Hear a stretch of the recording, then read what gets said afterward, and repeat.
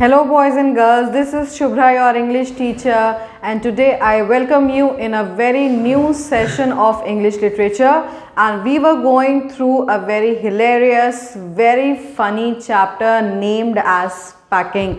We have started term 2 syllabus and we have covered the poem No Men Are Foreign, and the poetic devices, the line by line explanation, everything is available, and a new chapter packing was started. Some of the stanzas were covered. We were on the stanza 12 and I'll give you a very quick recap of all the previous stanzas in this video, and then we'll begin explaining the 12th stanza over here. Okay? Now one more thing that you have to keep in mind is that you have to like, share and subscribe our channel, and also press the bell icon to get all the daily updates that are continuously being uploaded on the channel, the different subjects videos, the notes, the practice sheets, the assignment sheets and everything. And if you have any doubts relating to the previous chapter, the poem or this chapter, you can just comment me down and I will try and take a new session of clearing the doubts, and will clear all your doubts over here. So let's begin without wasting our time the chapter packing. We have already discussed about the author Jerome. He was the narrator of this chapter. He was narrating the chapter, and this whole chapter is an extract that is taken from a travelogue which was written by Jerome. 3 men in a boat. They were planning to go on a boat journey, George, Harris and Jerome, और उन तीनों ने ये plan करने के बाद एक travelogue लिखने के बारे में भी सोचा, और उस ट्रैवलॉग में उन्होंने अपनी पूरी जर्नी को एक्सप्लेन किया from the planning till the end, और जिसका पैकिंग पोर्शन हम लोग यहाँ पे पढ़ने वाले हैं. ठीक है, let's move to the 12th paragraph straight.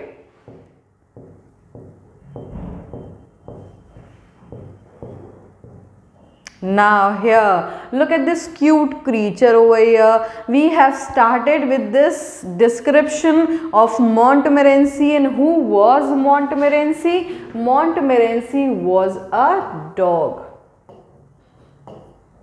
We have described कि भाई जेरोम ने हमारी जो पैकिंग है, जो क्लोथ्स की पैकिंग है, वो किस तरीके से की, क्या मेस क्रिएट किया, कितनी बार उन्होंने बैग्स को रीओपन किया, किस वजह से रीओपन किया. All these kinds of questions should arise in your mind and you should be knowing every answer also, because we have already discussed all these things कि how many times did he reopen the bag, for which reason, किस वजह से, ये सारी चीज़ें आपको पता होनी चाहिए. Then hampers were being packed by George and Harris. जो हमारे फूड आइटम्स हैं, हमारे यूटेंसिल्स हैं, ये सारी चीज़ें एक बास्केट में पैक की जा रही थी, और उस बास्केट में पैक कौन कर रहा था भाई? हमारे जो जॉर्ज हैं और हमारे जो हैरिस हैं, इन दोनों ने हमारे फूड आइटम्स को पैक करने के बारे में सोचा और पैक करना शुरू भी किया. उनके दिमाग में था कि वो दोनों ही हमारे जेरोम से और बहुत अच्छे तरीके से पैकिंग कर सकते हैं, उसको एकदम मास्टर बन करके दिखाएंगे कि भाई तुमने तो बहुत ख़राब तरीके से पैकिंग की है, पर हम दोनों को देखो, हम दोनों बहुत अच्छे से पैकिंग कर लेंगे. बट स्टार्टिंग कैसे हुई थी उनकी?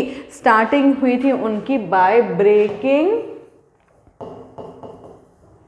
a cup. They broke a cup. और स्टार्टिंग ऐसी हुई है तो एंड कैसा हुआ होगा? आप लोग को शायद याद भी हो कि भाई कप्स ब्रेक कर दिए, टोमेटोज़ के ऊपर हैवी चीज़ें रख दी, हमारे पाइज को स्क्वैश कर दिया, सब मेस क्रिएट किया. उसके साथ साथ क्या कर दिया भाई? बटर इंसिडेंट तो बड़ा ही हिलेरियस था. बटर को एक चेयर पे रखा, उसके बाद भूल गए भाई कि बटर कहाँ रखा हुआ है, और हमारे जो हैरिस भाई साहब हैं जा कर के उसके ऊपर बैठ गए, और वो बटर उनको स्टिक कर गया, बैक पे उनके स्टिक कर गया. And they were all around looking for that butter in the whole house. इधर से उधर घूम रहे हैं, दौड़ रहे हैं, और अल्टीमेट तो तब हो गया जब वो लोग सोच रहे हैं कि कुछ तो रहस्यमय है, कुछ तो मिस्टीरियस है भाई, आखिर वो बटर गया कहाँ? वो बटर चल भी तो नहीं सकता था, कोई आया भी तो नहीं, आखिर वो कहाँ गया? There is something wrong with this house, कुछ तो गड़बड़ है कि वो बटर अपने आप गायब हो गया। पर तभी हमारे जॉर्ज को दिखाई पड़ जाता है कि वो बटर कहाँ है, हैरिस के पीछे चिपका हुआ है, और जॉर्ज उसको वहाँ से निकाल लेते हैं। तभी एक बड़े ही इम्पॉर्टेंट कैरेक्टर की एंट्री होती है, जो कि है हमारे क्यूट से डॉग। और इनका डिस्क्रिप्शन मैंने आपको दिया था, और थोड़ा सा उसको रिवाइज भी कर लेते हैं कि भाई इनका जो मेन पर्पस है उनकी लाइफ का वो क्या है? सिर्फ और सिर्फ परफेक्ट न्यूसेंस क्रिएट करना, लोगों को अपने ऊपर स्टम्बल करवा देना, ये उनकी लाइफ का हाईएस्ट एम है। और अगर इन्होंने इस एम को अकम्प्लिश कर लिया, पा लिया, तो क्या है कि भाई उनकी जो कंसीट है, जो उनका प्राउड है, वो बहुत बढ़ जाता है, बहुत घमंड होता है अब उनको अपने आप पे कि मैंने लोगों को अपने ऊपर गिरा लिया, मैंने लोगों को परेशान कर दिया, इरिटेट कर दिया, and he gets very satisfied. भाई ये तो एनिमल नेचर है, जैसे हम लोग कहते हैं ना ये तो ह्यूमन नेचर है, वैसे ही ये एनिमल नेचर है to be playful, to be playing around with things, इधर उधर चीज़ों को तोड़ना गिराना, ये एक एनिमल नेचर है। और वैसे ही हमारे मोंटमोरेंसी भी हैं कि वो लोगों को परेशान करने में उनको बहुत ही ज़्यादा मज़ा आता है, ये उनके जीवन का लक्ष्य है, ये उनका एम है, गोल है कि लोगों को परेशान कर दें किसी तरीके से। और अब ये हमारे जेरोम, जॉर्ज और हैरिस को कैसे परेशान कर रहे हैं, चलिए देखते हैं। Now he came and sat down on things just when they were wanted to be packed, and he labored under the fixed belief that whenever Harris or George reached out their hand for anything, it was his cold damp nose that they wanted। और भाई अब हमारे जो ये मोंटमोरेंसी हैं वो क्या कर रहे हैं, इन्होंने ये दिमाग में अपने एक बना रखा है, एक सोच रखा है अपने दिमाग में कि भाई जो चीज़ें यहाँ रखी हुई हैं उन चीज़ों के ऊपर जाके मुझे बैठ जाना है और सबको परेशान करना है, पैकिंग नहीं करने देनी है।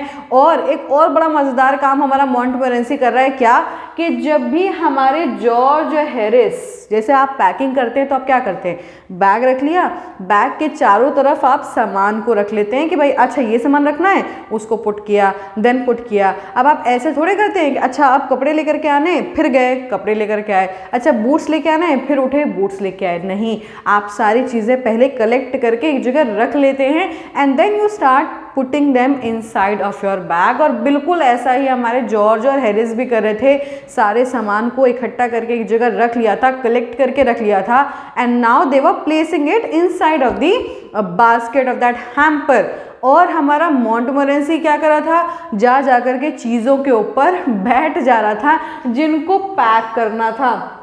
जो भी चीज़ें पैक करने के लिए वहाँ रखी हुई थी वो उन सब चीज़ों के ऊपर जा करके बैठ जा रहा था। और जैसे अननोइंगली आपको अच्छा बूट्स पैक करना है तो आप उधर देखते नहीं हो, आप ऐसे हाथ बढ़ाते हो कि उस चीज़ को हम उठा लें। और यहाँ पे हमारा जो मोंटमोरेंसी है बड़े ही प्लेफुल और बड़े ही बदमाशी वाले मूड में था, और वो क्या करता था, जैसे ही जॉर्ज और हैरिस अपना हाथ आगे बढ़ाते हैं वो अपनी कोल्ड डैम्प नोज को आकर के छुआ देता है उनके हाथों में, उनको स्टिक करवा देता है, अपनी ठंडी नाक उनको छुआ देता है, और इसी तरीके से वो उन लोगों को बड़ा परेशान कर रहा है ठंडी में। ठीक है ना, he put his legs into the jam and he worried about the teaspoons and he pretended that the lemons were rats। और क्या कर रहा था भाई हमारा मोंटमोरेंसी, वो सारी चीज़ों पे बैठ तो रहा ही था, अपनी ठंडी ठंडी नाक और नोज सबको छुआ रहा था, उसके साथ साथ वो अपने पैरों को या अपने लेग्स को जैम की बोतल में डाल दे रहा था। उसके बाद वो सारे टीस्पून्स को उठा करके इधर उधर फेंक रहा था। And he pretended that the lemons were rats. Pretend करने का मतलब क्या है, to behave as if something is true when you know that it is not. जब आपको पता है भाई कि वो तो नींबू हैं, लेमन्स हैं, तो आप उसको रैट्स क्यों समझोगे, चूहे क्यों समझोगे। पर हमारे मोंटमोरेंसी ने समझ रखा था कि जितने भी नींबू गोल गोल रखे हैं ये सारे के सारे क्या हैं, चूहे हैं, रैट्स हैं, और इनको सबको मुझे अटैक कर करके खा लेना है। और यही कर रहा था वो। and got into the hamper and killed 3 of them before Harris could land him with the frying pan. Now what he was doing is कि वो सारे के सारे जो लेमन्स हैं जो ऑलरेडी हैम्पर में पैक किए जा चुके हैं, रखे जा चुके हैं, वो उनको कैसे सोच रहा था, क्या उनको लग रहा था कि वो नींबू क्या हैं, वो रैट्स हैं, और वो उनको क्या कर रहा था, अटैक करने की कोशिश कर रहा था, और अटैक कर करके एक एक नींबू को बाहर लेकर के आकर के उसको ईट कर रहा था। और वो इतना इधर से उधर कूद रहा था सारे सामान के ऊपर, कभी बास्केट के अंदर, कभी वहाँ से बाहर, कभी यहाँ, कि आसपास जितने भी सामान रखे थे सब के सब इधर गिर रहा है, कोई सामान उधर गिर रहा है, सब ब्रेक हो रही है चीज़ें। तो ये लोग बहुत परेशान हो गए कि अल्टीमेटली हमारे जो हैरिस हैं उनको क्या करना पड़ा, एक फ्राइंग पैन ला करके आना पड़ा और मॉन्टमोरेंसी को मारना पड़ा कि भाई भागो यहाँ से, तुम बहुत ज़्यादा बदमाशी कर रहे हो, बहुत ज़्यादा सबको परेशान कर रहे हो। ठीक है, आगे बढ़ते हैं। Harris said, I encouraged him. I didn't encourage him. A dog like that doesn't want any encouragement. और जब हमारा मॉन्टमोरेंसी इतनी बदमाशियां कर रहा था तो भाई जो हैरिस और जॉर्ज है उनका सारा काम बिगाड़ दे रहा था। तो हैरिस ने क्या किया, हैरिस ने ब्लेम करना शुरू किया, किसको, जेरोम को। अब यहाँ पे आपको ध्यान देना है कि आई कौन है, यहाँ पे आई हमारा यहाँ पे जेरोम है। हैरिस ने क्या कहा कि Harris said, I encouraged him. And who is him here? He is मॉन्टमोरेंसी here. और यहाँ पे हैरिस बोल रहे हैं कि जेरोम ने मॉन्टमोरेंसी को इंकरेज किया है, प्रोवोक किया है, उसको उकसाया है कि जा करके इनके सारे काम को बिगाड़ दो। क्यों बिगाड़ दो भाई? क्योंकि जेरोम प्रूफ करना चाहते हैं कि हम सबसे बेस्ट पैकर हैं और जॉर्ज और हैरिस प्रूफ करना चाहते हैं कि वो बेस्ट पैकर हैं। तो दोनों ही एक दूसरे का काम बिगाड़ने के बारे में सोचेंगे। तो इसीलिए हमारे हैरिस को लग रहा था कि जेरोम ने अपने डॉग को, मॉन्टमोरेंसी को इंकरेज कर दिया है, प्रोवोक कर दिया है कि जाओ तुम इन लोगों का काम बिगाड़ दो। लेकिन क्या ऐसा हुआ है? नहीं, ऐसा नहीं हुआ है। I did encourage him. A dog like that doesn't want any encouragement. It's the natural original sin that is born in him that makes him do things like that. और भाई ये इस तरीके के डॉग को, इस तरीके के आपके जो पेट डॉग्स होते हैं, इनको किसी तरीके की उकसाने की ज़रूरत नहीं है, इंकरेजमेंट की ज़रूरत नहीं है। ये उनका प्लेफुल नेचर होता है और ये ओरिजिनल है बाय बर्थ। जब से हमारे डॉग्स पैदा होते हैं, जब से हमारे एनिमल्स पैदा होते हैं, उनके अंदर ये प्लेफुल नेचर बाय बर्थ होता है, ओरिजिनल होता है। आपको उसको प्रोवोक करने की, इंकरेज करने की ज़रूरत नहीं है। और this was the original nature of Montmorency, to play with things, to throw things here and there. और अभी हमने उसका डिस्क्रिप्शन देखा कि उसको बदमाशी करना, लोगों को परेशान करना कितना ज़्यादा पसंद है और उसकी लाइफ का एम है लोगों को सिर्फ परेशान करना, उनको इरिटेट कर देना। तो यहाँ पे भी वो अपने लाइफ के एम के लिए काम कर रहा है, उसका जो ओरिजिनल काम है वो वही कर रहा है, उसको किसी ने भी इंकरेज नहीं किया है। ठीक है, the packing was done at 12:50 या 50 ना। आपको पता है कि हमारे जेरोम ने कितने बजे पैकिंग ख़त्म की थी? जेरोम ने पैकिंग ख़त्म की थी 10:05 PM पे। और जो फाइनल पैकिंग है, यानी कि जो हमारी जेरोम की पैकिंग है वो और जो हमारे हैम्पर्स की पैकिंग है वो दोनों कितने बजे ख़त्म हुई है? दैट इज़ 12:50 पे। And Harris sat on the big hamper and said he hoped nothing would be found broken. Now understand this thing. भाई जेरोम ने क्या किया था? जेरोम ने जो सूटकेस, जो ब्रीफ केस पैक किया था, उसमें सामान रख करके उसके ऊपर बैठ गया था और फिर उसको बंद किया था। और ये चीज़ हमारे हैरिस को याद थी कि अगर आपको बंद करना है सूटकेस, ब्रीफ केस, तो आपको उसके ऊपर बैठना पड़ेगा।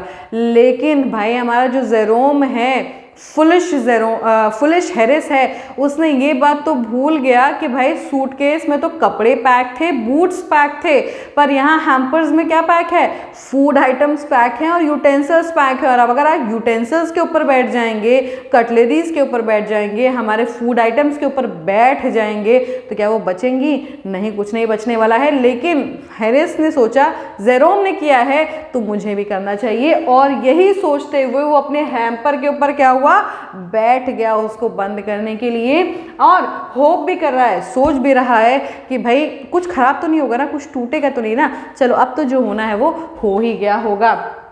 George said that if anything was broken it was broken, चलो टूट गया है तो टूट गया है, उससे कोई फर्क नहीं पड़ने वाला है। अब हम दोबारा से ना हैम्पर्स पैक करने वाले हैं और ना दोबारा से हम देखने वाले हैं कि क्या चीज़ टूटी है और क्या चीज़ बची हैं। Which reflection seem to comfort him, comfort whom, comfort Harris, क्योंकि हैरिस ने ही उस हैम्पर के ऊपर बैठ करके उसको बंद किया था, तो भाई हैरिस को थोड़ा सी सांत्वना मिली, उसको थोड़ा सा सेटिस्फैक्शन हुआ कि चलो ठीक है कोई तो मेरे साथ है, और अगर हैम्पर्स में कुछ भी टूटा फूटा होगा, ब्रेक हुआ होगा, तो भाई जॉर्ज मेरा साथ देगा और बोलेगा कि भाई चलो छोड़ो कोई बात नहीं, ठीक है।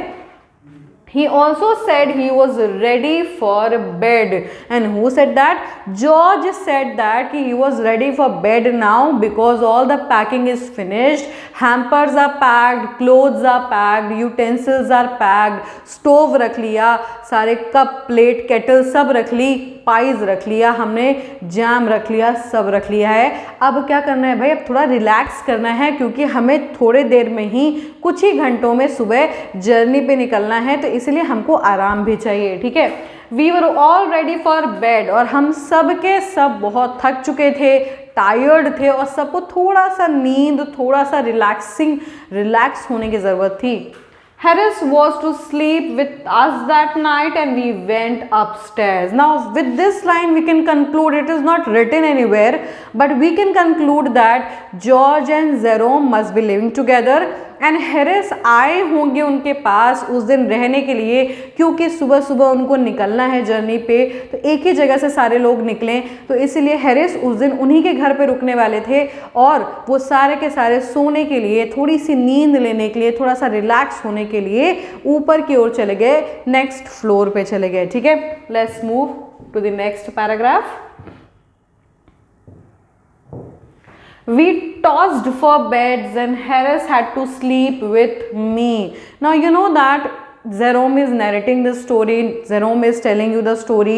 तो भाई ये जो बेड है हमारा, अब इस बेड पे कौन किधर सोएगा, भाई सबकी एक फेवरेट प्लेस होती है, एक फेवरेट साइड होती है कि भाई मैं तो इसी साइड सोऊंगा, अब भाई और किसी साइड नहीं सोऊंगा, मुझे नींद ही नहीं आती है, तो ये सबकी एक फेवरेट साइड होती है। तो अब कौन किस तरफ सोएगा, कौन किसके साथ सोएगा, इस चीज़ के लिए भी झगड़ा ना हो, तो इसीलिए उन्होंने क्या किया भाई, बेड के साइड को सिलेक्ट करने के लिए कि कौन लेफ्ट साइड सोएगा, कौन राइट साइड सोएगा, सेलेक्ट करने के क्या किया उन्होंने, टॉस करना शुरू किया। जैसे हम लोग क्या करते हैं, क्रिकेट खेलने के पहले टॉस करते हैं ना भाई कि कौन सी टीम पहले खेलेगी, कौन सी टीम पहले बैटिंग करेगी, बिल्कुल वैसा ही इन्होंने टॉस करना शुरू कर दिया। टॉस करके क्या डिसाइड क्या हुआ कि Harris had to sleep with me, who is me here, Jerome is me here. तो हैरिस किसके साथ सोने वाले हैं भाई, हमारे जेरोम के साथ सोने वाले हैं। अब अभी मैंने आपको बताया कि भाई घर में जेरोम और जॉर्ज रहते थे और हैरिस वहाँ उस दिन उनके साथ रहने आए थे, तो there must be 2 beds, 2 bed होंगे भाई, एक जॉर्ज का हो गया, एक जेरोम का हो गया। तो अब ये डिसाइड करना है कि हमारा हैरिस किसके साथ सोएगा, तो टॉस किया गया और डिसाइड हुआ कि जेरोम के साथ हमारा हैरिस सोने वाला है, ठीक है।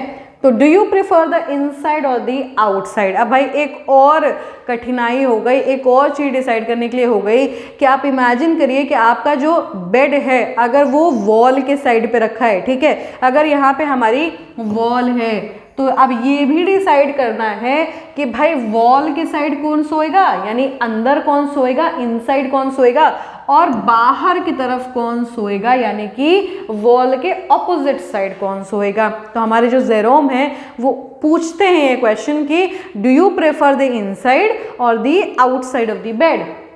जे यानी कि यहाँ पे जेरोम की बात हो रही है। हैरिस पूछ रहे हैं जेरोम से कि भाई जेरोम तुम किस तरफ सोते हो, अंदर सोते हो कि बाहर सोते हो, तो भाई मैं उस हिसाब से एडजस्ट कर लूँगा, because I am an outsider, मुझे एडजस्ट करना है तो मैं एडजस्ट कर लूँगा, ठीक है। यहाँ पे जेरोम को जे से रेफर किया गया है, Jerome is been referred as J here.